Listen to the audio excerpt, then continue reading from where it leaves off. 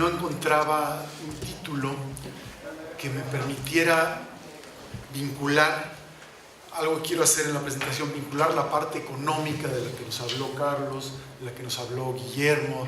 La desigualdad tiene que ver con el capitalismo, con la propiedad, con el trabajo, pero también con lo que nos hablaba Julio de la historia de América Latina, los aspectos culturales.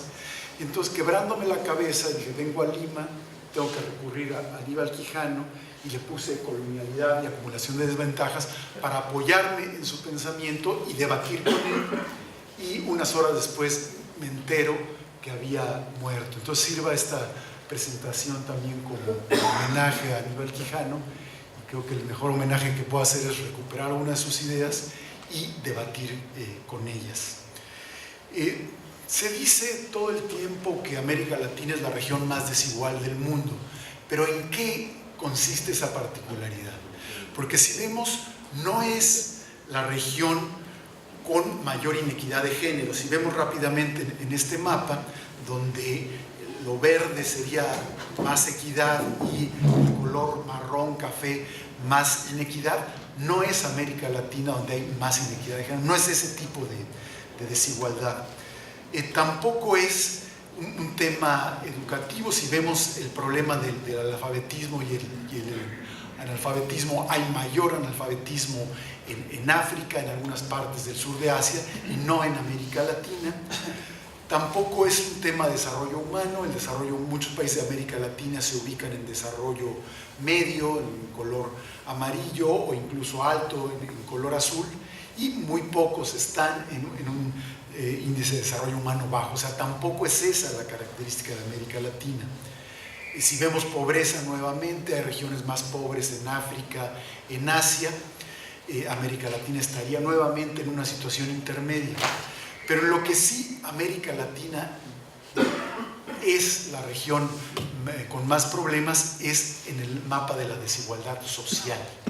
Ahí en este mapa están los coeficientes de Gini, más cerca del color rosado o rojo. Son altos niveles de coeficientes de Gini, de 0.50, 0.60, que indican la mayor desigualdad. Ahí sí, es América Latina y algunos países de Asia. Esta es la característica que sí nos distingue. Si vemos los datos, son del siglo pasado, pero para poder hacer una comparación más histórica, vemos que en el coeficiente de Gini es la región que tiene una desigualdad mayor.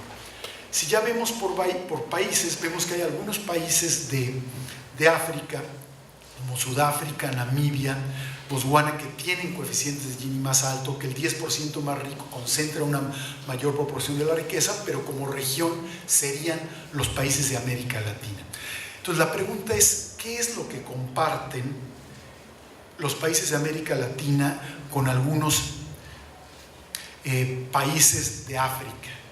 Y ahí lo que encontramos, y es donde me sirven las ideas de Aníbal Quijano, es el tema de la colonialidad, lo que caracteriza a América. Entonces, si América Latina no es la más pobre, ¿por qué es la más desigual? Y esto sí tiene que ver con factores históricos.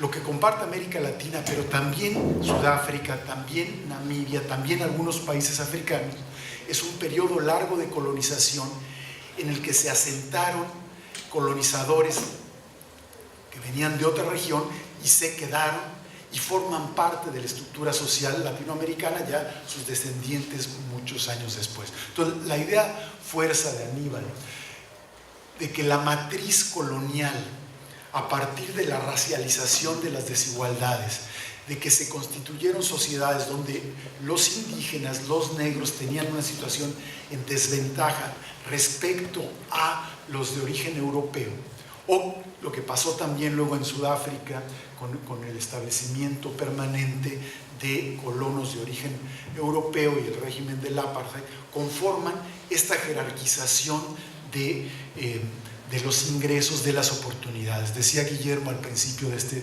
seminario que la desigualdad comienza por la economía, que tiene que ver con la distribución, pero lo que nos muestra la idea de colonialidad es que la distribución no pasa por mercados neutros, sino se da en función de relaciones de poder y también de una serie de concepciones, de una serie de consideraciones culturales, de que los indígenas eran inferiores, de que los negros no tenían alma, de que los negros no podían ser,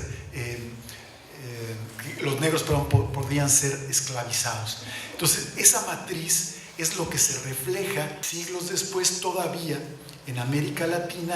Ahí está el origen, y donde un pequeño sector de la población, con un origen étnico diferente, aunque en lo individual pueda hoy ser muy mezclada y no todas las élites latinoamericanas sean de ascendencia europea ni rubios, pero como conjunto sí. La característica es esa: una élite de alrededor del 10% de la población, dependiendo del país, dependiendo de la época, puede ser más, puede ser menos, que concentra una buena parte de la riqueza.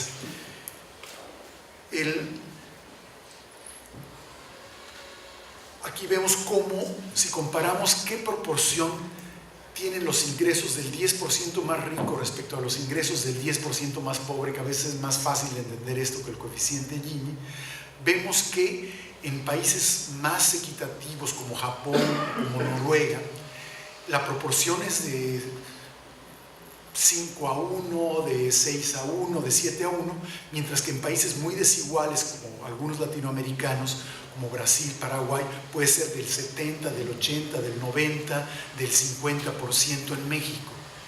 Entonces aquí un poco ya vemos algo de las características de la región, que ese 10% más rico concentra una proporción de la riqueza mucho mayor, y esto tiene que ver con toda una historia que luego se reproduce y se vuelve más compleja y que ya no puede ser explicada solo en términos de colonialidad.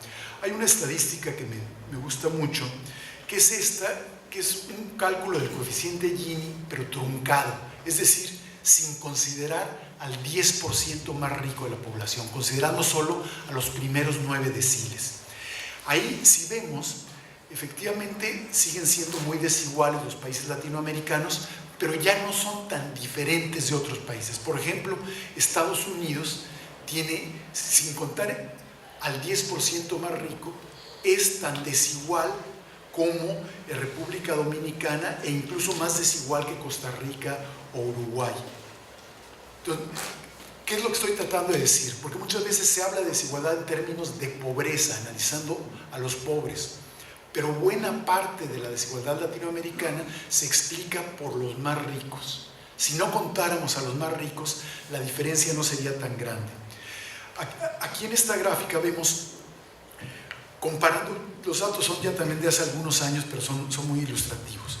¿Cuánto ganaba en dólares al año el 10% más rico de América Latina comparado con Estados Unidos? Veíamos que estaba muy cerca, es decir, tenemos en la región ricos que son casi tan ricos como los de los países desarrollados. En cambio, si vemos al 60% más pobre, la diferencia es de 8 veces más ganan los pobres en Estados Unidos que los pobres en América Latina. Entonces, creo que esto captura un poco nuestras particularidades. Una élite muy rica, integrada al mercado mundial, que participa en cadenas de valor agregado muy fuerte, que tiene propiedades, que tiene acceso a un montón de cosas, que puede comparar, incluso puede estar mejor a veces que las élites de los países desarrollados, porque con $15,000, bueno, son precios de hace algunos años, pero con esa cantidad se vivía mejor en América Latina que con 22,000 en Estados Unidos, por una serie de razones y de servicios. En cambio, los pobres sí están mucho más abajo.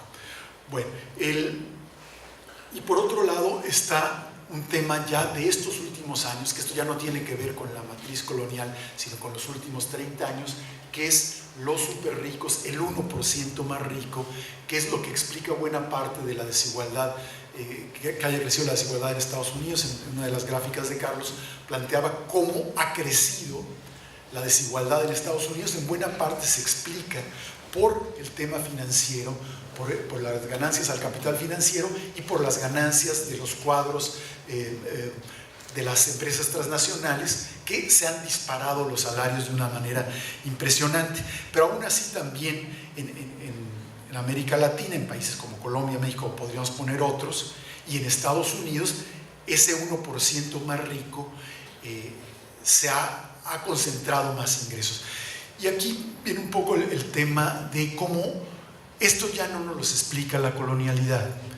La colonialidad sí nos explica una matriz de una élite de alrededor del 10% que concentra riqueza frente a la mayoría mestiza, negra, mulata, indígena. Pero que el 1% se dispare tanto, esto ya tiene que ver con lógicas de la globalización, una globalización no regulada en lo financiero, con la economía transnacional y la concentración de riquezas en el sector directivo de las grandes empresas. Bueno, volviendo a América Latina, me parece que es un fenómeno que se explica por varias causas, no hay uno solo que lo explique. Yo destaco algunas, aquí destaco 4 o 5, no sé si me va a dar tiempo de hablar todo, cortas cuando sea necesario, Pablo. La primera tiene que ver con cómo se yuxtapone la división de clase y la división étnica. Esta gráfica es de alrededor de 1999, antes de una serie de reformas y cambios en Brasil, pero ilustra una correlación impresionante. En la gráfica están los 10 deciles de ingresos, los más pobres el decil 1, los más ricos el decil 10, y mide qué porcentaje de la población de ese decil son negros, mulatos y negros, pretos y mulatos. Entonces la correlación es impresionante. Entre los más pobres, cerca del 80% de los más pobres son negros y mulatos. En cambio, entre los más ricos es alrededor del 13, 14, 15%. Entonces, aquí alguien supiera un poco de estadística diría, hay una correlación casi perfecta entre la llamada raza, la composición étnica de la población y la riqueza. Entonces, esa distribución que explican tiene color de piel, pasa por elementos étnicos. Ahora, lo que los invito a reflexionar es ¿por qué se da esto?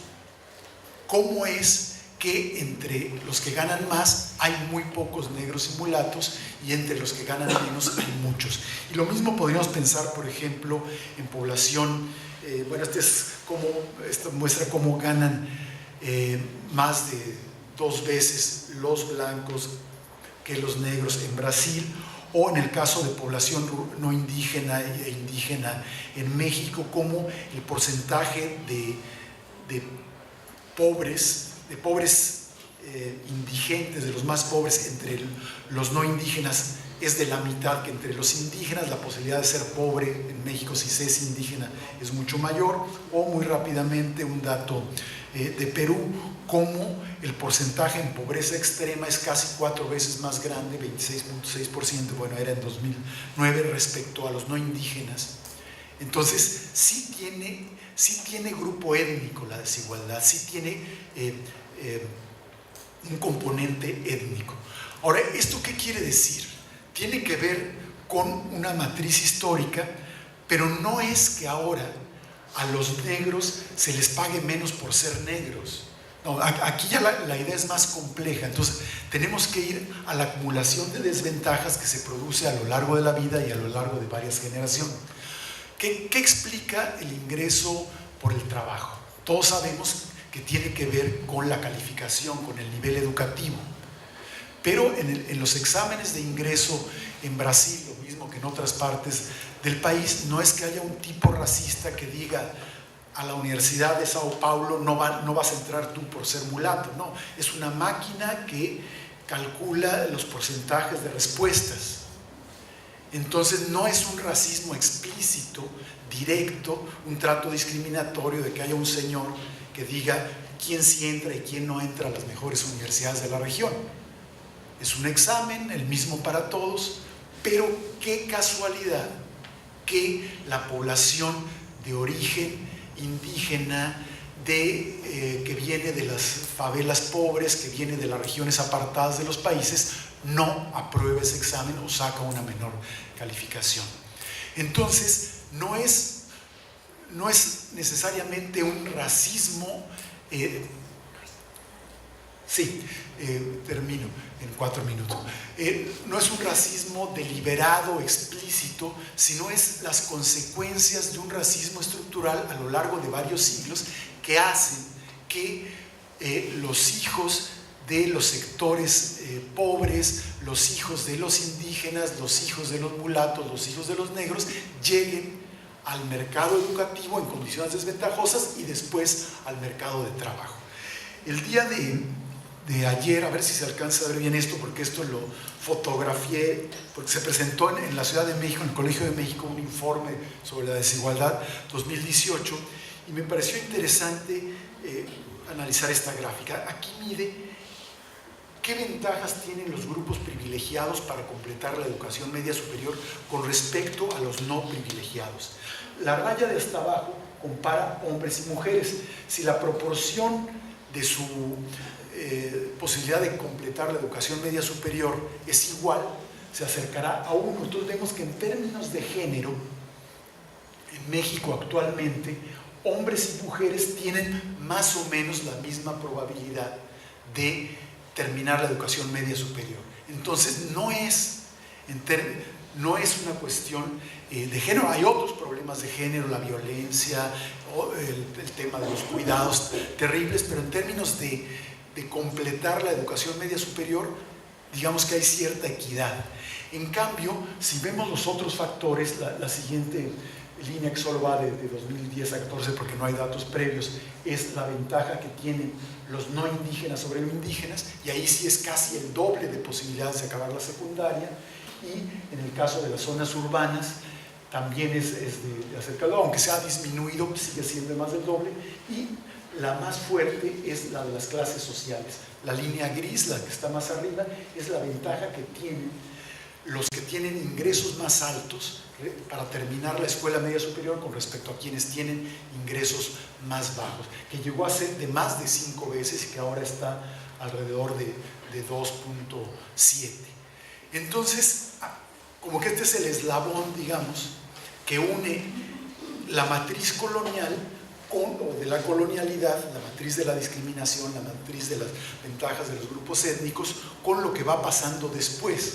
Entonces, lo que pasa es que los sectores que antes fueron discriminados, excluidos, hoy son excluidos del sector educativo, viven en localidades donde no hay escuelas o las escuelas son de menor calidad, tienen ingresos menores, acceso inequitativo al capital cultural. Entonces, cuando llegan al examen vestibular, al examen previo a la universidad, ya llegan con desventaja. Entonces, no necesitamos un señor racista que los excluya de la universidad, porque hay todo un racismo estructural, sistémico, que ahora se reproduce en forma de desigualdades en el acceso a la educación, o también otro tema que voy muy rápido, me voy a brincar algunas cosas, pero quería mostrar también este tema. También la herencia de la colonialidad se expresa en las desigualdades regionales. ¿Qué diferencia hay en el ingreso entre la región más pobre de un país y la región más rica de un país? En el caso de Europa, vemos que la diferencia anda en alrededor del doble, es decir, en Alemania, Polonia, Reino Unido, Francia, España, quien vive en la región más pobre puede tener un ingreso de la mitad de quien vive en la región más rica. Es una desigualdad, pero no es una gran desigualdad. E incluso en la República Checa, prácticamente, que es muy pequeña, casi da lo mismo vivir en la zona pobre o en la zona rica. Pero ¿qué pasa en América Latina? En el caso de Perú, de Argentina, de Colombia, bueno, también de los otros, vivir en la zona más pobre implica un ingreso 8 o 9 veces más bajo. Es decir, las oportunidades de vida, de educación, de trabajo, de ingreso en la Amazonía no son los mismos que en Sao Paulo o en Río o en el nordeste de Brasil. O estar en Chiapas o Oaxaca en México es muy diferente.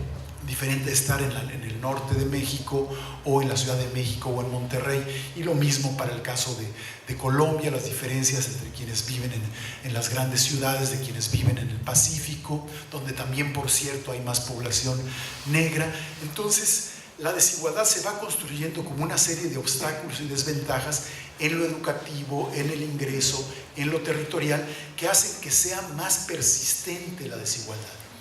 Porque podríamos atacar el pensamiento excluyente, el pensamiento racista, pero eso no elimina las desigualdades entre regiones. Esto es fruto de décadas y décadas de invertir más en ciertas regiones, de llevar carreteras, de construir escuelas, de construir hospitales, de construir infraestructura, y otras zonas que son abandonadas y que tienen las peores escuelas. Entonces, remontar esta dimensión territorial de la desigualdad es mucho más lento y requiere mucho más tiempo. Entonces, está bien partir de la crítica a la matriz colonial, pero no es suficiente, porque podríamos eliminar el pensamiento excluyente y quedarían las secuelas territoriales de infraestructura, de acceso a educación e ingresos, quedarían incólumes, quedarían ahí. Entonces se necesita un trabajo de mucho más largo alcance, de varias décadas de construcción de infraestructura educativa y de salud, de introducir mecanismos de regulación, de lo que espero nos hable mañana Robert Boyer, para poder revertir una desigualdad que ha sido construida a lo largo de siglos. Bueno, había otros temas, pero ya como ya los platicaremos en los pasillos porque tenemos poco tiempo. Gracias. Buenos días a todos. Yo pido disculpas porque hablo creo que más un portuñol que un español, pero voy a intentar de ser clara. Agradezco muchísimo la invitación del profesor Pablo Sandoval, la invitación de la Universidad Nacional Mayor de San Marcos, de sus decanos, y es un gusto estar aquí. Yo quería compartir con ustedes el hecho biográfico que yo creo que yo volví una historiadora americanista gracias al Perú, porque a los 17 años hice el clásico viaje con el tren de la muerte que sale de Brasil hacia Bolivia y después seguimos por tierra hasta el Perú y viajamos por todo el Perú, y el impacto fue tan fuerte que ahí realmente yo hice mi decisión de hacer mi grado en historia poco tiempo después, ¿no? Mi maestría también fue sobre el Perú, los años Belaún de Terry, después Velasco Alvarado, y así que ya he trabajado en archivos de Lima hace muchos años. Estoy muy contenta de regresar aquí ahora. Bueno, el tema que me ha sido solicitado por el profesor Pablo Sandoval de hablar de desigualdades sociales y con un énfasis especial en el problema racial, que ya ha sido abordado por mi colega ahorita. Es un tema tan complejo y vasto que, claro, la primera cuestión es por dónde empezar, ¿no? Hay tantas cosas, y sobre todo en el momento actual que vivimos en Brasil, en que una cierta tónica histórica vuelve con mucha fuerza con todo el proceso del impeachment del presidente Dilma Rousseff, la prisión de Lula, el asesinato de María Eli Santos, una vereadora de un partido de izquierda en Río de Janeiro, muy activa en las favelas de Río. O sea, todo un contexto donde hay un movimiento conservador muy fuerte y muy articulado. Todavía no sabemos todos los actores de esta articulación, pero algunos sí, ya están muy claros, que tiene como propósito hacer recuar las fuerzas de izquierda, los movimientos sociales, y que están entonces realmente imponiendo reveses importantes a un conjunto de políticas públicas que venían se desarrollando. Yo creo que el profesor ha mencionado, no con un carácter revolucionario, claro que no, pero con un impacto que yo creo que fue importante, no solamente en términos de los números, de cuánto cambió el problema de la desigualdad, de la renta de los más pobres en Brasil. Eso ha cambiado un poco, pero lo más sensible el cambio en el dominio de las sensibilidades, de las identidades y de las actitudes. De hecho, en el último decenio hemos visto cambios muy importantes en cómo se veían y se comportaban los sectores más pobres de la sociedad brasileña con una autoconfianza que creo que por la primera vez tuvo lugar, ¿no? Por ejemplo, en el dominio siempre tan complejo por ser una herencia de la esclavitud, que es el dominio de las relaciones con trabajadores domésticos, donde las fronteras entre trabajo y otros niveles de relación son muy permeables, son muy difíciles de se separar.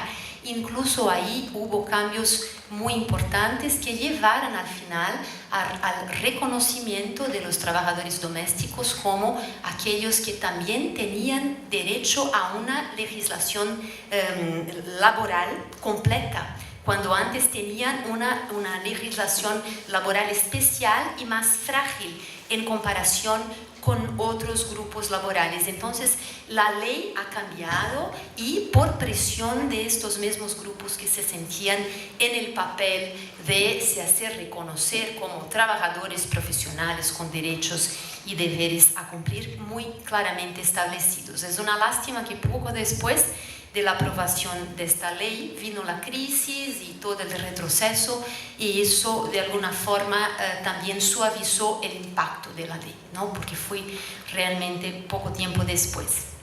Bueno,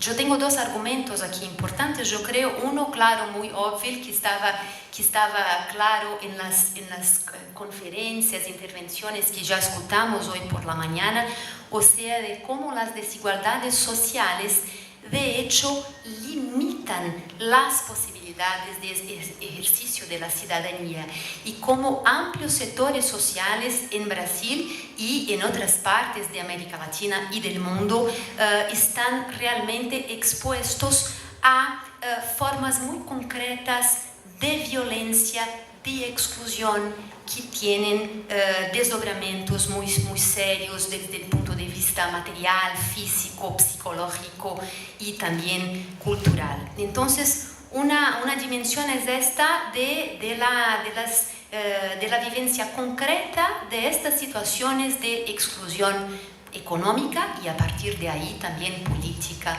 cultural, social. Y un otro argumento tiene que ver con la ponencia de mi colega de México, que es esta idea de en qué medidas está el racismo en Brasil articulado a los clivajes socioeconómicos. Este es un tema también, me parece, voy a volver a ello un poquito en estos 20 minutos, pero un tema difícil porque hay una discusión sobre, claro, hay una coincidencia, una sobreposición entre los que son los más pobres y los que son afrodescendientes. Hay una coincidencia muy clara, pero los clivajes se imponen también a los que no son negros o que no son mestizos.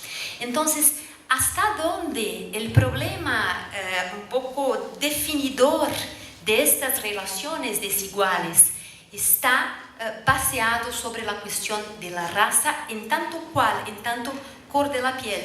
Claro, hay todas las determinaciones históricas que son muy relevantes.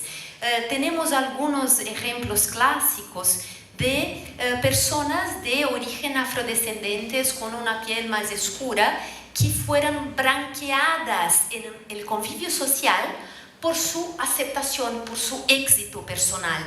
Un caso clásico, el escritor Machado de Assis, un importante escritor de literatura brasileña de fines del siglo XIX, comienzos del siglo XX, que tenía esta descendencia africana y que no en tanto fue de tal manera celebrado como un gran escritor de la lengua portuguesa que su color quedó como que olvidada, ¿no? De la misma forma, si pensamos en el problema de la educación pública en Brasil, yo creo que la línea divisoria está sobre todo entre la educación privada, que es paga por los que pueden pagarla, y la educación pública, que de manera general para las escuelas elementarias y colegios es débil. Hay excepciones, felizmente. Hay también escuelas públicas especiales técnicas que son de buena calidad, pero que hacen también un examen de selección que ya deja a algunos fuera del sistema. Y ahí lo que tenemos en las escuelas públicas es un sistema que refuerza la exclusión de sus alumnos de manera general, no solamente de los negros. Así que para un alumno de una escuela pública débil, blanco, la dificultad de imaginar un día llegar a la Universidad de São Paulo es casi la misma, no que para un estudiante negro. Por eso hoy que estamos en Brasil ya hace algún tiempo incorporando la idea de cuotas en las universidades federales que están en todo el territorio ya incorporaron hace algunos años.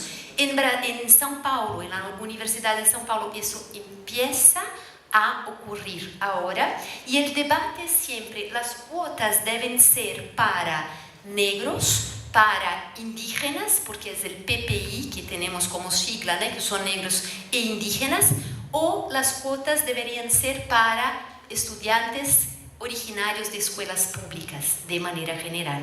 En la Universidad de São Paulo todavía trabajamos con las dos categorías, más todavía escuelas públicas, pero también las cuotas raciales empiezan a tener un lugar para este próximo proceso selectivo. Ya habrá un porcentaje significativo de cuotas baseados en criterios raciales.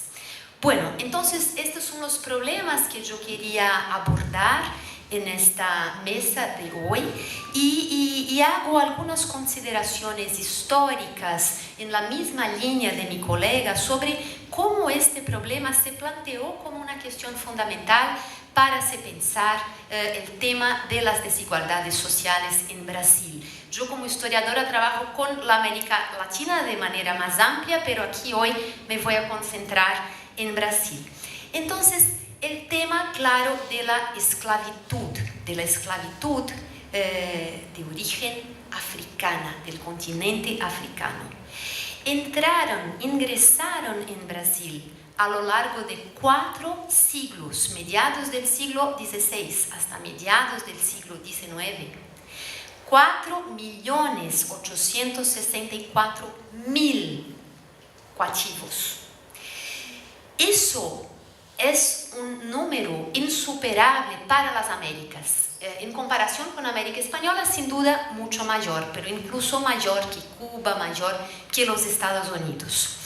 Y el tema de la esclavitud no se limita a nuestra historia colonial, porque la misma independencia de Brasil en 1822 se articuló de manera a garantizar la continuidad de la esclavitud, que se perpetúa hasta el año 1888, o sea, por casi un siglo más, ¿no? La esclavitud tuvo en Brasil características que vuelven el problema de cómo todavía estas cuestiones están presentes en nuestra sociedad, que son características muy específicas de Brasil. Por ejemplo, el hecho que la esclavitud no era un sistema exclusivo de las grandes haciendas, de las grandes unidades de producción, pero la esclavitud estaba difundida de una forma, claro, más pequeña por la sociedad de manera general. Todos aquellos que podían tener un esclavo que fueran, tenían un esclavo que fuera, porque eso ya establecía una distinción fundamental que era del propietario de esclavo en contraposición a la condición de esclavo. Entonces, esta presencia de las relaciones esclavistas estuvo ampliamente difundida por el cuerpo social, haciendo con que los valores atrelados a la esclavitud estuviera también más ampliamente diseminada, y no solamente como una característica de mentalidad, de gestión, de administración, de forma de acumular riquezas propias de una élite muy reducida de grandes propietarios de tierra. No, claro que ahí el fenómeno fue más profundo, pero estuvo mucho más allá de los dominios rurales, de las grandes propiedades azucareras del nordeste, de las grandes propiedades cafeicultoras de la región sudeste, Rio de Janeiro, São Paulo, Minas Gerais, y también de la región de Minas Gerais, donde hubo la explotación de minerios, sobre todo en el siglo XVIII. Al mismo tiempo, el momento en que el Brasil se independiza de Portugal e empieza un proceso de construcción del Estado Nacional y de modernización económica, la esclavitud era también la base de las relaciones de trabajo en esta región sudeste, donde la modernización tuvo su eje. Y hubo todo un proceso de retardar la transición para un régimen de trabajo libre. O sea, la nación brasileña se construyó sobre este fundamento. En términos de relaciones de trabajo, de modelos económicos y de todas las relaciones culturales, simbólicas que permean la esclavitud, un régimen de trabajo esclavo. La misma Belle Époque en Brasil, en Río de Janeiro, la capital en la época, fue también marcada por este tema, ¿no? Porque la Belle Époque empieza cuando la abolición es aprobada y ahí hay toda una población de ex-esclavos ahora libertos, también una población de hombres que ya estaban libres hacía mucho tiempo, pero que hacían parte de las fileras de los hombres libres pobres y que transitan en esta ciudad de Rio de Janeiro que hace una reforma urbanística, que desea se modernizar, que desea parecerse con París y que tiene que lidar con esta gente indesejable.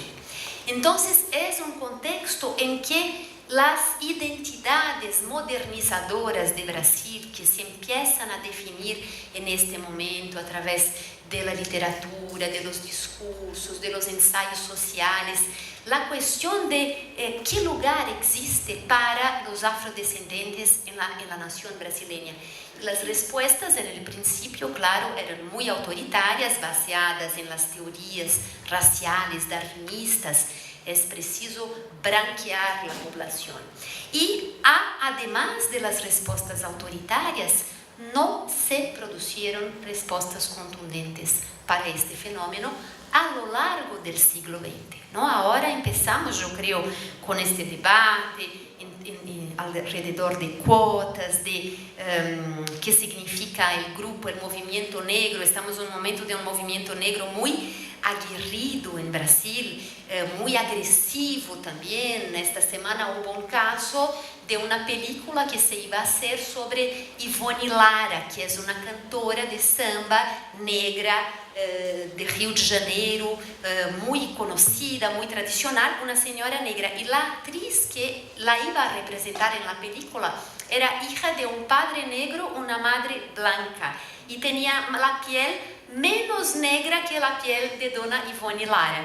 Entonces el movimiento negro vino con toda la fuerza para decir no puede ser ella porque no es negra lo suficiente, ¿no? Entonces es un momento en que incluso en una sociedad como la nuestra, donde los niveles de mezcla, de miscigenación son muy amplios, ¿no? Entonces definirlo, quién puede hablar, quién no puede, quién tiene la autoridad.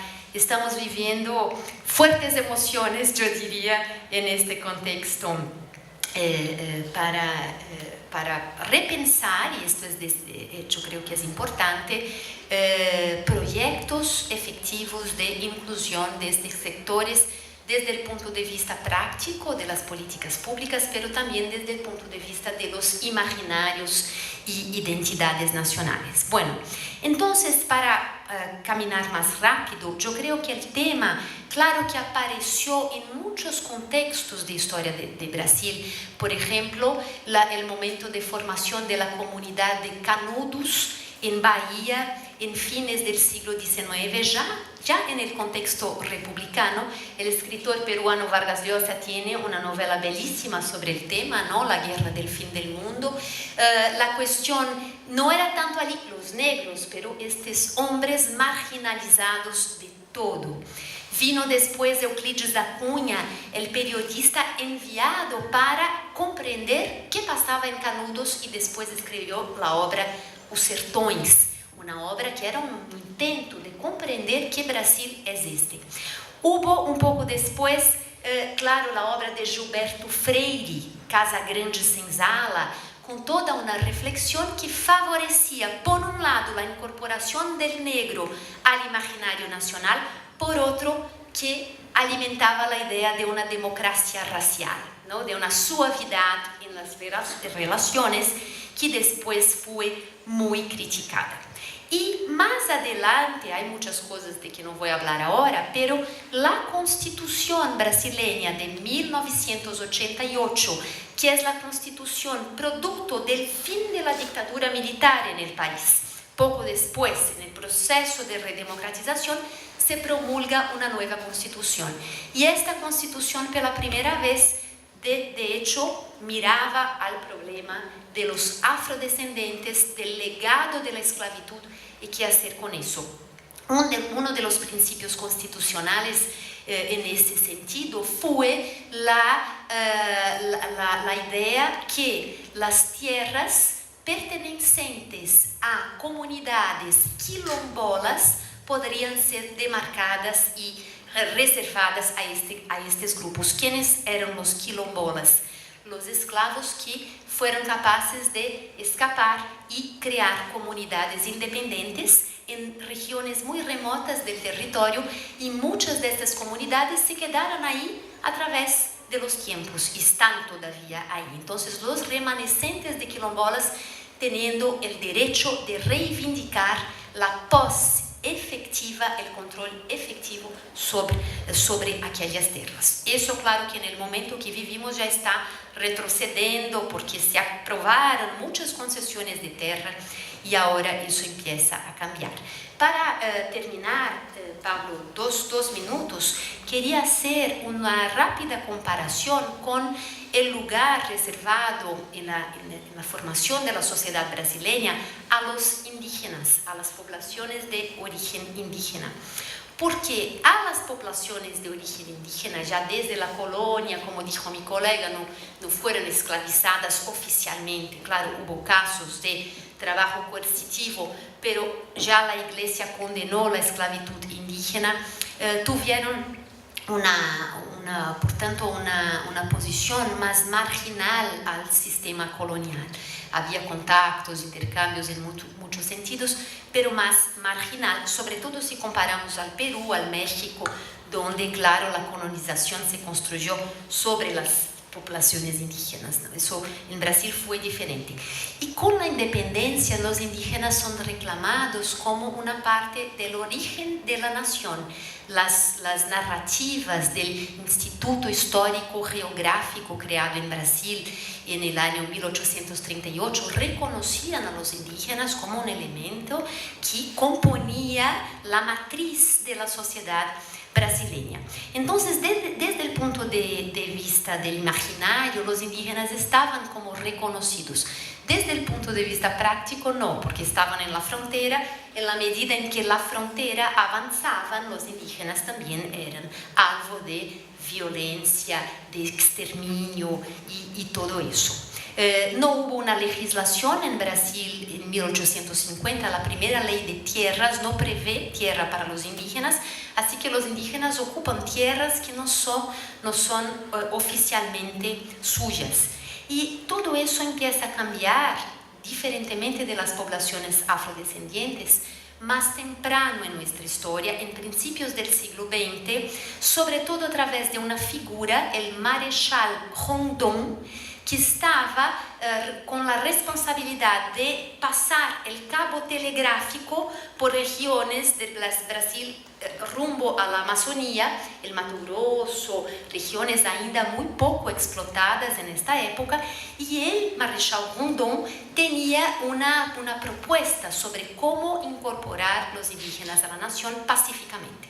Era un defensor de una incorporación pacífica, pero de absorberlos en la nación. Entonces, una figura muy interesante esta del Marechal Rondon, y un poco en la estera de las acciones del Marechal Rondon en los años 30 con el presidente Getúlio Vargas, 40, 50, empiezan ya también otras iniciativas para la creación de reservaciones o reservas indígenas.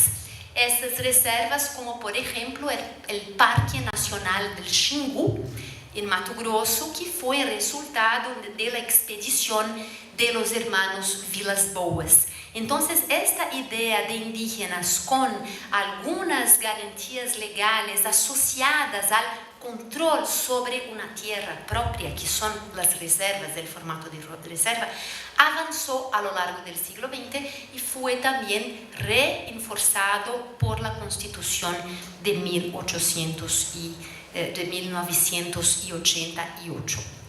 Así que, para terminar, después en los 10 minutos yo quiero enseñar unos datos para volver a eso de en qué medida estos niveles de violencia y exclusión que existen en Brasil de una forma así absurda, tienen el elemento racial como un punto importante, o en qué medida el aspecto de la pobreza y de la marginalidad económica es a lo mejor tan importante cuanto, ¿no? Después vuelvo a eso. Entonces, gracias.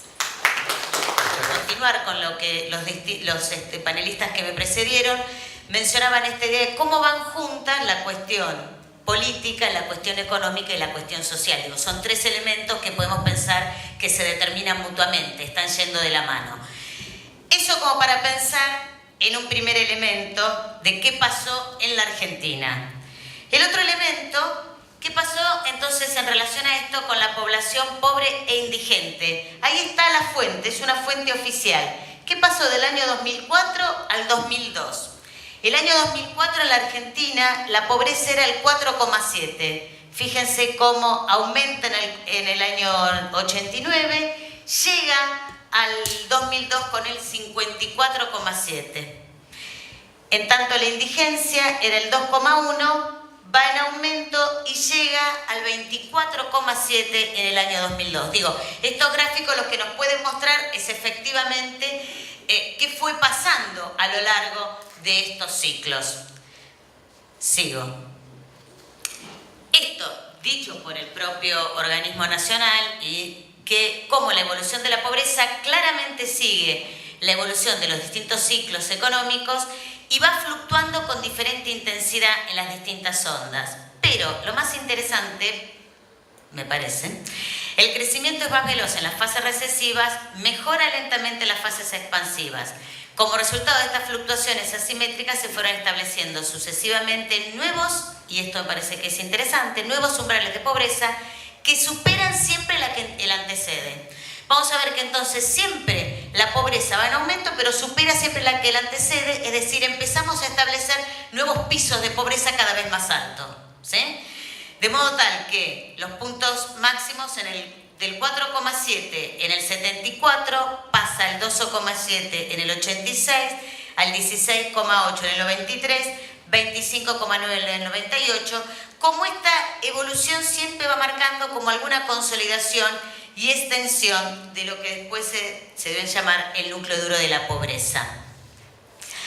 Acá la relación del gráfico tiene que ver en relación de la población pobre con la población, con la evolución del PBI. Fíjense la población pobre, que es la línea azul más fuerte, cómo se ven esos picos, y el PBI, que si bien tiene fluctuaciones, pero cómo se va también moviendo, ¿sí? Todo esto voy a tratar de trabajarlo para empezar a pensar qué va a hacer el Estado en relación a esto, ¿sí? ¿Cuáles fueron las respuestas que fue otorgando el Estado, ¿sí?, en relación a esta situación. ¿Qué pasó del 88 al 2017? Más allá que los colores tiene que ver con que cambiaron los sistemas de medición del Instituto de el Organismo Nacional para la Medición, pero sí me parece que una cuestión interesante, vean cómo va subiendo, tiene algunos picos de descenso a partir del 2003, pero logra, como una vez más esto que decía recién, encuentra nuevos pisos en torno al 30% y nunca baja de ahí, llegando en el 2017 en el 28,9%, ¿sí? Que estoy diciendo 28,9%, no estoy diciendo wow, cómo bajó, ¿no? Siempre quiero decir esto de cómo encuentra, el piso se va haciendo siempre más alto, ¿sí? Este gráfico lo que trata de mostrar es cómo da justamente el crecimiento del PBI. Fíjense que no vaya un cardiólogo este gráfico, porque el nivel que tiene de cómo va el crecimiento un poquito dispara en la Argentina lo que va pasando con ese PBI. La pregunta es qué nos pasa a nosotros luego como sujetos que vivimos en ese lugar. Este es otro gráfico donde muestra la Argentina nuevamente entre el 88 y el 2016. Pero acá quiero hacer fíjense cómo aparecen dos momentos muy fuertes. En el año 89 con la hiperinflación y en el 2002 con la convertibilidad. Y luego, si bien baja, pero insisto con esto que siempre va en relación a el 30% y siempre baja un poquito, pero siempre nunca mucho más, ¿sí? Es decir, que encontró un nuevo piso. Esto que decía antes, que cada vez el piso es más alto. Una cosa que quiero aclarar, en los colores diferentes, ese verde y ese azul, es porque es diferente la fuente. Esos son los años que en la Argentina se conocen como el apagón estadístico, donde las estadísticas sufrieron algunas dificultades en términos del organismo del INDEC, el Instituto Nacional de Estadísticas y Censo, y esas estadísticas entonces fueron construidas, se privatizan en algún sentido las estadísticas porque recurríamos a la UCA, la Universidad Católica Argentina, o en este caso está también el CIFRA de la CTA, para poder pensar algunas estadísticas. Y luego vuelve en el 2016 a aparecer nuevamente las cifras del INDEC. Ahora bien, esa distribución de la pobreza, si bien la Argentina es muy heterogénea, esa heterogeneidad tiene, en principio, la Ciudad de Buenos Aires y el Gran Buenos Aires como el lugar donde mayor cantidad de pobres e indigentes, pero también porque hay mayor cantidad de gente. Por eso es que lo gris son la distribución de la población pobre en el Gran Buenos Aires. Y en el otro lado, lo gris, es la población pobre, la población indigente en el Gran Buenos Aires, ¿sí? Alcanza el 53% la población pobre y el 61% la población indigente en el Gran Buenos Aires. Y le sigue las zonas del PAM, que es la zona pampeana. Esto no significa que no haya pobres en las otras zonas. Para nada, justamente el no hay NEA son altamente pobres, lo que significa es esa concentración para pensar justamente dónde las desigualdades son peores. ¿Por qué me parecía interesante pensar esta idea de la pobreza en relación a esto? Porque justamente una cosa que antes también fue mencionado, la Argentina, según los datos del 2010, el 53% de los hogares no tiene desagüe cloacal. En la situación de pobreza, en el círculo de la pobreza todo es peor. No hay calles asfaltadas, no hay desagüe cloacal, no todos acceden al agua potable, ¿sí? Obviamente no hay escuelas cercas, obviamente no hay medios de comunicación cerca. Todo esto va siendo siempre un poco peor. Si bien la Ciudad de Buenos Aires es la ciudad más rica de toda la Argentina, a escasos 30 kilómetros encontramos todo esto. No hay que irse mucho. Este es otro gráfico de otra fuente donde muestra nuevamente la pobreza en la Argentina entre el 92 y el 16 y vemos que todas las fuentes llevan a estos números que estábamos haciendo mención. Y en el caso de la indigencia, donde lo mismo, la indigencia encuentra un nuevo piso y se va estableciendo, ¿sí? Si bien baja luego del 2000, pero va encontrando nuevos pisos y ahí no puede perforar esos pisos. ¿Qué pasó con el índice de Gini? ¿Cómo fue la evolución del índice de Gini? Acá marqué algunos años, pero para pensar cómo fue. Del 74, que podemos pensarlo como un índice no de los peores porque después siempre fue peor, ¿sí? Del 0.367 fue en aumento, ¿sí? En los distintos momentos, llegando el 2010 al 0.452 y en el 14 baja un poquito, 0.422, y en el 16 sube un poco, 0.428. Lo que quiero decir es que otra vez esas fluctuaciones, si bien esas décimas es mucho, pero siempre son fluctuaciones muy cercanas. Este es otro gráfico en relación a estos últimos años, 17, primer semestre del 2017 y segundo semestre, qué pasó con los pobres, con la pobreza e indigencia. Ven que si bien parece que la variación hubiera subido un poco, pero siempre es un poco peor. Esto en relación a que lo que quería tratar de trabajar es esta idea de qué pasa con el bienestar, las economías de bienestar. Nosotros conocimos las economías de bienestar desde el famoso welfare state, pensando en esa fuerte presencia del Estado en la cotidianidad de las personas, por eso aquí aparece como penetrante y profusa, y pensando que justamente la función del sector público podemos pensarla en dos grandes dimensiones, en la asignación de los recursos y en la redistribución de esos recursos. ¿Qué pasa con esto que aparece como esta situación de pobreza? ¿Cuáles han sido las respuestas por parte del Estado o ese famoso welfare state que podemos discutir si en la Argentina hubo o no hubo y cómo hubo, que esa es otra cuestión? Pero lo que quiero marcar es cuáles han sido las respuestas por parte del Estado de aquellos que llamábamos políticas sociales y que en principio tenían que ver con las políticas de seguridad social.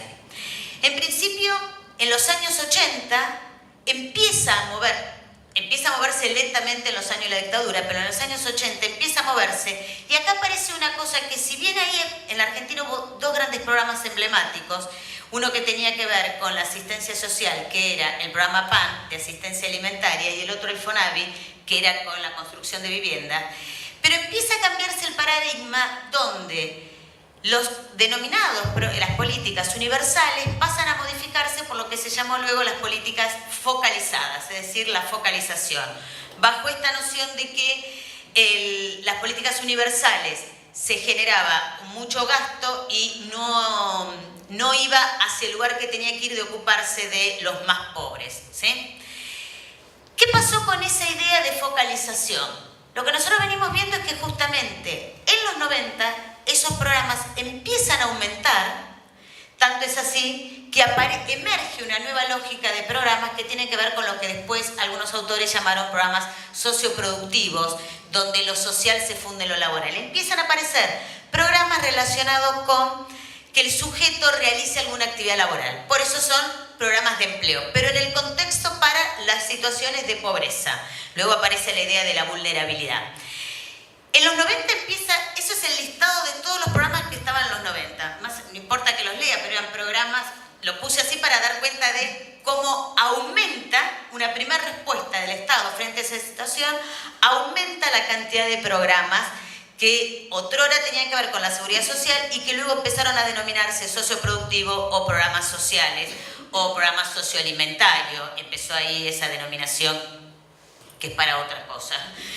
Pero lo que quiero marcar es que entonces empiezan a aparecer eso conjuntamente con los alimentarios, empiezan a aparecer más alimentarios y aparece la figura de nuevos formatos de programa que tienen que ver con los llamados programas de transferencias condicionadas de ingreso o programas de transferencias monetarias. Que estos programas sí son la vedette, entre comillas, porque si bien tienen algunos incipientes esbozos a lo largo de, en Chile hubo a finales de los 70, en Argentina los podemos encontrar a principios de los 90, en Estados Unidos algo de eso ya en los años 30, pero son esos programas que tienen que ver con, más allá de la discusión, donde el sujeto lo que empieza a recibir es dinero para la realización de algo. En algunos casos tenía que ver con la realización de alguna tarea, en otros casos empiezan a hacer esos programas para el corte intergeneracional de la pobreza, es decir, para que los niños pobres, ¿sí?, las mamás se encarguen de enviar a sus hijos a la escuela y hacer los controles de salud. Esos programas que hoy están en todo el mundo. Nosotros este año en febrero sacamos un libro justamente con algunas experiencias en el orden global, en América Latina, Europa, África e India, para dar cuenta cómo fueron aumentando, que se dan en el orden mundial y qué pasa con esos programas, ¿sí? Esos que están en rojo es porque ahí aparece algo que yo denomino que se modifica esta matriz, donde lo que empieza a aparecer ya no solamente son programas focalizados, sino que ahora pasan a ser programas focalizados y masivos. La cuestión de la masividad respecto a que empiezan a ser más los sujetos que requieren de estos programas, que necesitan estos programas. Es decir, la respuesta entonces frente a esa situación de pobreza aparecen mayor cantidad de programas. Por eso esa situación, voy volando. ¿Qué pasa? Los digo rápido. En el año 2018, para la Argentina, ¿qué pasó con esos programas? Siguen habiendo, pero lo que se aumenta, aparece un nuevo tipo de programas, créditos. Créditos como políticas sociales que tienen que ver, no los llamo yo políticas sociales, es el propio Estado que los denomina políticas sociales. Créditos que tienen que ver al consumo y créditos para la vivienda, ¿sí? Y miren cómo aumentan los programas de transferencia condicionada. Miren el listado, cómo son más. Y tengo otra, todavía son más. Voy rápido con algunas cosas lo que venimos nosotros encontrando respecto a qué pasa, qué significa estos programas puestos en andar. En principio, esta idea de la focalización pasa a ser masivo. ¿Qué significa lo masivo? Lo masivo significa que cada vez tenemos más personas que reciben un programa que es para muchos, pero no para todos. Nuestra pregunta es, ¿qué significa en una sociedad que es para muchos? ¿Hasta cuándo ese cuerpo social va a soportar esa masividad? Cuando nosotros nos dicen, nos metemos en algún barrio pobre y preguntamos si conoce a alguien que tiene algún programa social, el sujeto mismo dice, sí, acá todos tenemos algún programa, ¿sí? Quiere decir, ahí hay una suerte de socialización en relación donde tenemos más gente con programas. La otra cuestión es la feminización de las políticas sociales. En dos líneas esta feminización. Por un lado aparecen cada vez más programas destinados específicamente a la mujer, ¿sí? Pero por otro lado, aún aquellos programas que no están pensados estrictamente para la mujer, son programas donde son más las mujeres las que, comillas, de modo voluntario, son las que van a entre comillas, ¿no? Van a inscribirse a esos programas. Nuestra pregunta en relación a eso es, ¿qué significa esta feminización? ¿Cuál es el currículum oculto que tiene esta idea donde tiene que haber más mujeres en relación a ser beneficiarias del programa?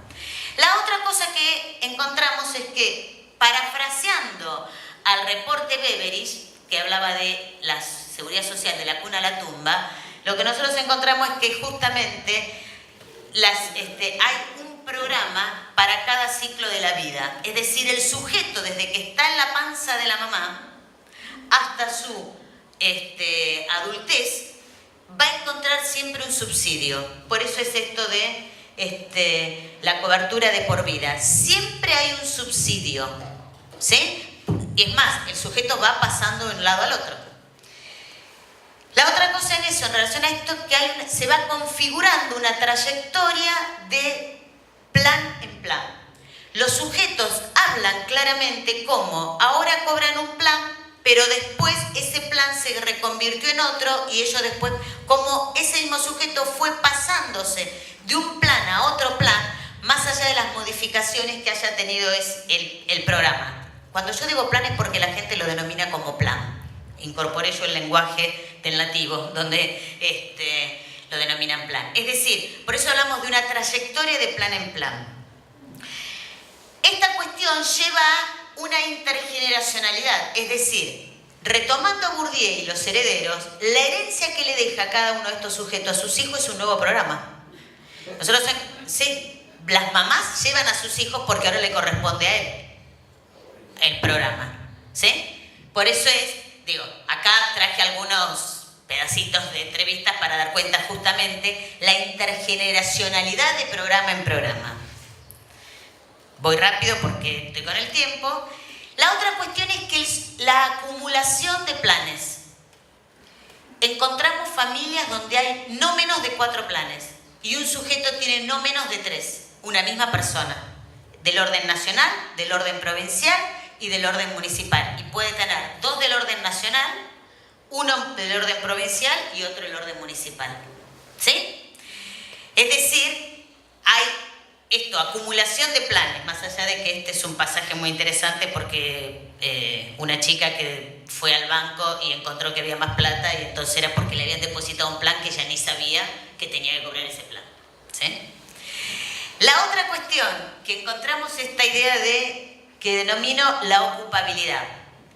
Estos sujetos están ocupados en tener esta situación de pobreza, porque cada uno de estos programas les significa una serie de tareas que tiene que realizar donde justamente el sujeto entonces está ocupado en poder sostener esa situación. ¿Sí? Eso podríamos pensar en una jaula de hierro que mete al sujeto adentro donde no hay posibilidad de salida de ahí, ¿no? Va pasando de un plan a otro, tiene que estar solamente respondiendo a ese plan. ¿Sí? Bien, me voy rapidísimo con esto para que no me mate Pablo. Nosotros venimos trabajando y lo que esto que voy a presentar acá, que es la estratificación de la pobreza según la asistencia. Y estos 4 tipos de sujetos asistidos. Tenemos por un lado un sujeto que lo estamos llamando asistido total. Es ese sujeto que tiene a lo mejor en un hogar hay 5 o 6 planes. Quiero agregar que si esos miembros de la familia saldrían al mercado laboral, no juntarían ese dinero, ¿no? El mercado laboral no les pagaría por ese monto, por el tipo de actividades que puede realizar, porque son gente que tienen muy bajo nivel educativo, bajas capacitaciones laborales. ¿Sí? Ese asistido total, entonces, es el pluriasistido, vive enteramente de la asistencia estatal y es esto que estaba diciendo antes de la cuna a la tumba. Tenemos otro que lo estoy llamando el asistido informal, porque es un sujeto que si bien recibe un programa social, pero trabaja en el mercado informal, realizando tareas domésticas, de jardinería, etcétera, etcétera, vendiendo algo. ¿Sí? Trabaja en el mercado informal para poder mejorar ese ingreso. El otro sujeto que es el que llamamos asistido organizado. Es un sujeto que forma parte de alguna organización social, generalmente son organizaciones políticas territoriales, y que trabaja de asistido y de ser parte de esa organización. Ese es su trabajo.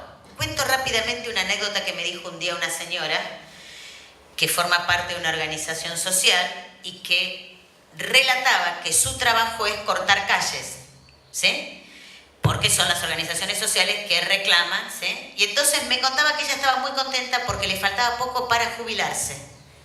Una mujer que cobra, ¿sí?, 2 programas sociales, así como lo escuchan. Digo, para pensar esas situaciones de pobreza, ¿sí?, esas situaciones de desigualdad que generan luego en las poblaciones.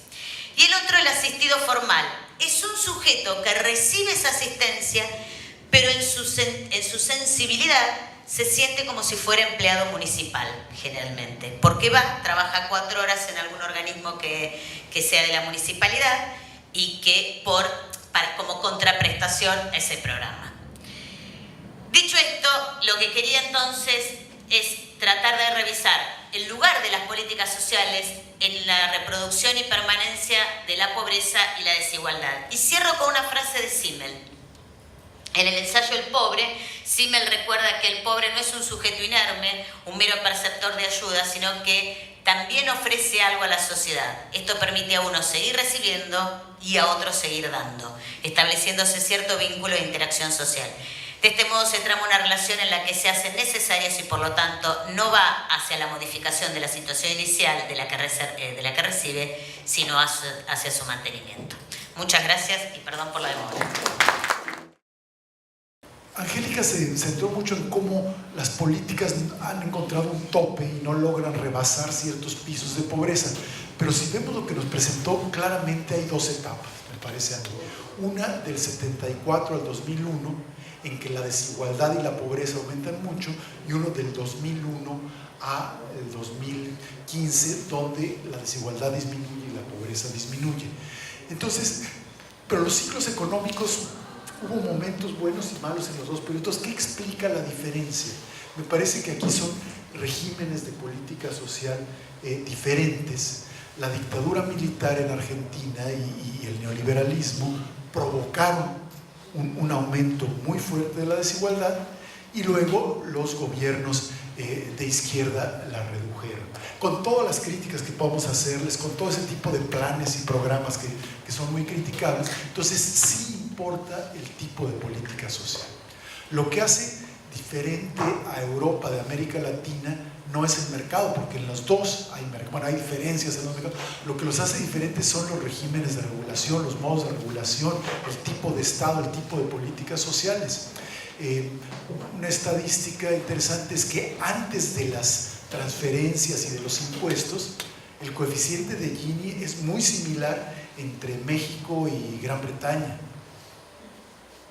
Pero todo cambia ya que entran los impuestos y las transferencias. Entonces, la otra pieza de la desigualdad en América Latina es la debilidad de los sistemas fiscales, de que no ha habido reformas fiscales progresivas y que no ha habido un estado social generalizado, universal. Entonces, es interesante analizar los países y los periodos, porque entonces sí hay esperanza, sí hay posibilidad. Lo que muestra este análisis más fino es que aquellos países que logran o bien hacer reformas fiscales un poco más progresivas y que aumentan el gasto social hacia el conjunto de la sociedad, sí reducen la desigualdad, aunque sea poco, porque en este siglo sí hubo una disminución de la desigualdad en varios países de América Latina, y no solo con gobiernos de izquierda, también con gobiernos de centro y derecha, pero que invirtieron más en zonas pobres, en sectores pobres. Fue muy poquito lo que disminuyó el Gini, pero sí disminuyó. Claro que también importa si se hace con políticas universales para todos los ciudadanos que igualen, o con políticas, con estos planes que crean clientelas electorales y que estigmatizan, que reproducen al pobre como receptor de la ayuda social. Y entonces la gran lección es cómo construir un régimen de política social más universal, más de acuerdo a la etapa de la globalización, para disminuir la desigualdad en las próximas décadas, o si caemos en la tentación de programas particulares que dan votos. Me parece que lo que explica que hayan seguido el mismo tipo de programas Lula en Brasil y el gobierno del PRI, del PAN en México, Chávez en Venezuela y los Kirchner en Argentina, es que ese tipo de políticas de transferencias monetarias condicionadas daban votos. Y entonces ahí es el problema, que sí hay redistribución, pero una redistribución que reproduce los estigmas de ser receptor de planes en lugar de dar los derechos del ciudadano con una política social más equitativa. O lo que decía Gabriela, no tanto políticas de cuotas por color de la piel, que si bien pueden ayudar, estigmatizan, sino políticas hacia todos los que vienen de escuelas públicas, independientemente del color, que igualan en lugar de crear fragmentaciones entre el contingente de los que reciben políticas sociales. Que pesa más en los clivajes sociales en Brasil? Hay un dominio donde yo creo que queda muy claro que el factor étnico, racial, de la color de la piel, tiene un peso muy perverso, que es el dominio de los derechos humanos y de la violencia de la policía, sobre todo de la policía, ¿no? Porque ahí sí no es una cuestión solamente de igualdad de oportunidades, ¿no? De caminos que uno logra seguir en la vida, pero es una cuestión realmente del embate cotidiano y un poco así salvaje, donde sobre todo los jóvenes negros o pardos, como es una categoría que hay en el Instituto Censitario de Brasil, ¿no? Hay la categoría pardo para mestizo. Entonces, jóvenes negros y pardos que son siempre el algo preferencial de la policía y son las principales víctimas de una violencia así desmesurada, ¿no? Y hay números aquí que no voy a reproducir para ustedes de cómo eso viene creciendo en Brasil últimamente, el número de personas muertas por la policía en situaciones las más diversificadas, ¿no? Sea de un momento de un crimen y del confronto que se produce alrededor del crimen, como de chacinas. ¿Existe la palabra en español? Chacina. No, la chacina es la palabra que usamos para una acción normalmente de policiales militares que tiene el reto de exterminar un grupo. Entonces ahí, ¿cómo? Racio. Sí, ahí mueren como 10, 20, 60 en cuestión de 1, 2, 3 días, ¿no? Hay un reto de, muchas veces tiene que ver con una venganza, con una reacción. Entonces ahí los números que yo puedo después compartir con quien quiera, pero no les voy a enseñar, son muy alarmantes, ¿no? Entonces la chacina de la Candelaria, una acción de exterminio de niños y jóvenes que vivían, eran pobres, no tenían familia, un hogar, y vivían en la iglesia de la Candelaria en el centro de Río de Janeiro. Ahí dormían, ahí vivían, un grupo grande. Y hubo un momento en el año 93 en que policiales militares vinieron durante la noche y mataron a muchos. Y no hubo puniciones, fueron todos después absolvidos por la justicia y cosas así. Los datos que tenemos del número de gente muerta por la policía y cuántos de estos son jóvenes negros y pardos, y normalmente hombres, ¿no? Hay también ahí este criterio de género, son jóvenes hombres negros y pardos, mucho más que mujeres, porque son aquellos que ya son considerados sospechosos antes que pase cualquier cosa. Y más recientemente, un otro caso muy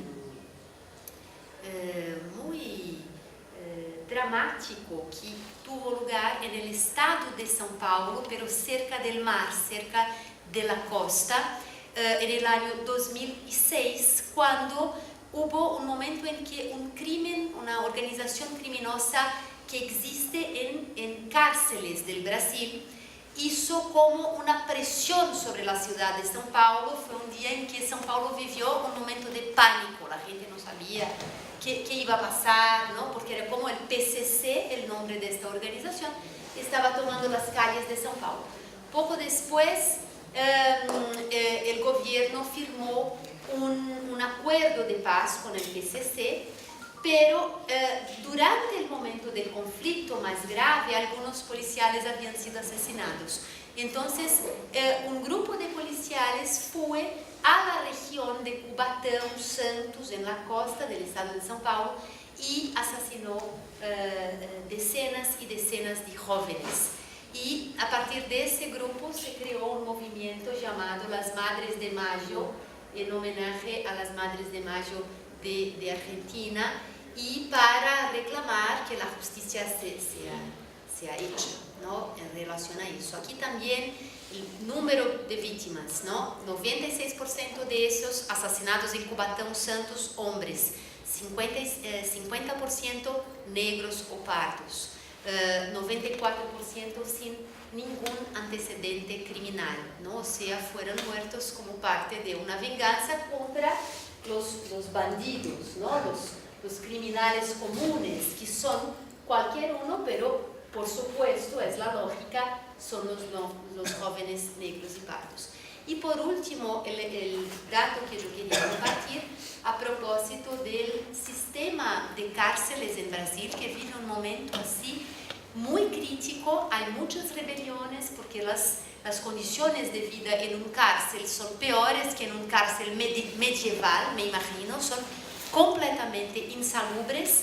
La Amnistía Internacional, otras organizaciones no gubernamentales siguen haciendo denuncias contra lo que pasa en estas cárceles, y ahí también la presencia de prisioneros negros y pardos es mucho más grande con relación a los blancos, ¿no? Entonces, en ese momento de la ejecución de una punición ilegal o incluso de una punición legal, judicial, este factor tiene un peso importante.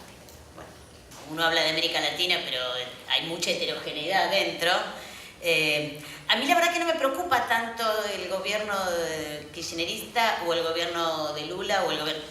O sea, que cada uno fueron gobiernos diferentes, que se hable de una etapa, pero no fueron iguales porque había estructuras sociales muy diferentes en cada país. Entonces, lo que quiero tratar de pensar es en relación a la estructura social que se fue configurando, y en el caso de Argentina trataba de traer datos del 74 a la fecha respecto a qué fue pasando.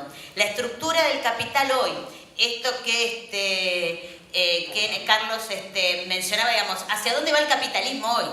Ahí me parece que los programas sociales, este tipo de programas sociales, en la Argentina, cuando en la campaña electoral que Macri iba a quitar todos los programas, como yo venía estudiando en la Ciudad de Buenos Aires, porque tengo varios proyectos de investigación, venía estudiando en la Ciudad de Buenos Aires, la Ciudad de Buenos Aires tenía mucho más programas de lo que tenía la Nación. Decía, no entendieron nada, no conocen lo que porque son necesarios a este capitalismo.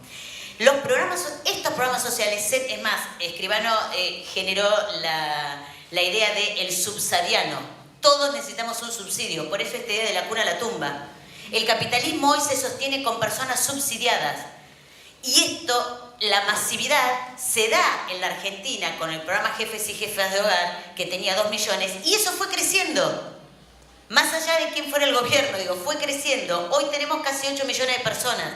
Lo que quiero marcar es que, y esta idea de que la pobreza siempre encontró un nuevo piso. Ese piso se hizo cada vez más alto. Porque una cosa que sucedió es que esa distribución del ingreso que teníamos en el 74 no la tuvimos nunca más. Sigue el decil 9 y 10 siendo los que están 30 veces más que el 1 y 2. Eso es lo que no se modificó. La distribución del ingreso no se modificó. En ese punto, entonces, volviendo a lo otro, la cuestión económica tiene mucho que decir respecto a las cuestiones políticas y respecto a las cuestiones institucionales y las cuestiones sociales. Entonces, frente a esa situación económica, insisto con esto, en la pobreza todo es peor. Y esas entrevistas que buena parte las hice yo y otras las hizo algunos del equipo. A ver, nosotros trabajamos... Yo coordino 2 equipos de investigación, uno en la Ciudad de Buenos Aires, en la UBA, y el otro en La Matanza, pero conjuntamente con otros 2 equipos, que uno está en Villa María, Córdoba, y otro está en Córdoba, que trabajamos conjuntamente. Y hace mucho que venimos encontrando esto. Una cosa que aparece fuertemente en todas las entrevistas de personas que reciben un programa social, que de hecho por eso en el último libro nuestro hay un capítulo al respecto, es la noción de ayuda. Todos resaltan que no alcanza. Eso es un elemento no menor, porque en principio lo que sabemos es que ese sujeto está al borde, ¿sí?, en los límites energéticos alimentarios. En la Argentina, esta idea de que las mujeres son las receptoras del programa, te dicen abiertamente, vieron que en Argentina se toma mate dulce, para justamente frenar el hambre. Entonces ellas toman eso y compran la comida, lo que gastan es para los chicos. Lo que quiero marcar con esto es que esta idea de que la desigualdad fue creciendo, siempre encontró un nuevo piso, nunca bajó. Del ciclo del 89, con la hiperinflación que tuvimos también casi 50% de pobreza, baja, ¿sí?, con la convertibilidad, vuelve a subir en la salida de la convertibilidad, 2002, claro, de eso fue bajando porque teníamos 50%, pero ese bajar encontró una nueva forma, por eso... A ver, este tipo de programas están en el orden mundial, porque el Banco Mundial es uno de los que lo promueve. Son programas que se necesitan en el orden mundial. El nuevo, hay que pensar, me parece, que el capitalismo del siglo XXI no necesita un sujeto productor, porque no es la producción lo que mueve, lo que esta mañana tratábamos de conversar con Julio, hay que pensar el consumo, cuál es el lugar del consumo en ese contexto. Eso me parece para repensar estas nociones de desigualdad, sin duda, tienen mucho que ver con la distribución de la riqueza y cuáles son las respuestas que el Estado da frente a eso, ¿sí? Los paliativos, las compensaciones que otorga frente a eso.